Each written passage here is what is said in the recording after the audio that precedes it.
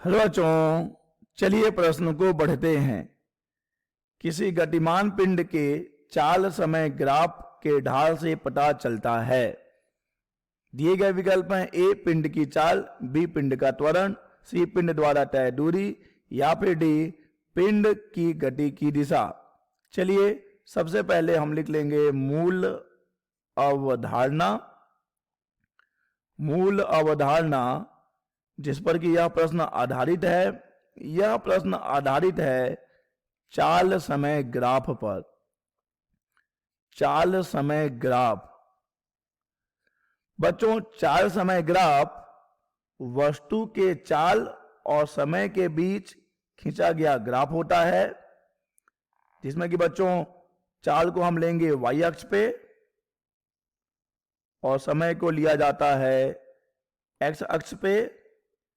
अगर हम एक समान त्वरित गति के लिए चाल समय ग्राफ बनाते हैं तो यह हमें एक सीधी रेखा मिलेगी जो समय अक्ष के साथ किसी कोण पर झुकी होती है। तो बच्चों ये हमने जो चाल समय ग्राफ बनाया हुआ है यह एक समान त्वरित गति के लिए है। चलिए अब हम देखते हैं कि चाल समय ग्राफ का जो ढाल है उससे हमें क्या पता चलता है।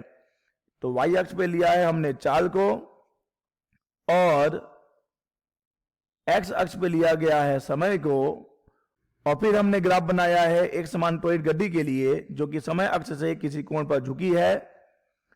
बच्चों अगर हम इसका ढाल निकालना चाहते हैं तो देखिए हम ढाल कैसे निकाल सकते हैं। अगर हम मान लीजिए O है, ये A है और ये B है, तो हम जानते हैं किसी भी वक्र का ढाल अर्थात स्लोप tan थीटा होता है। यहां पर हो जाएगा ये चाल, चाल अर्थात कहने का तात्पर्य बच्चों tan थीटा बराबर हो जाएगा AB बटे OB। हम देख सकते हैं बच्चों AB है चाल और OB है समय, और चाल बटे समय बच्चों हो जाएगा त्वरण। त्वरण अतः चाल समय ग्राफ का ढाल हमें बताता है पिंड का त्वरण। आशा करते हैं बच्चों आपको यह प्रश्न समझ आया होगा। धन्यवाद।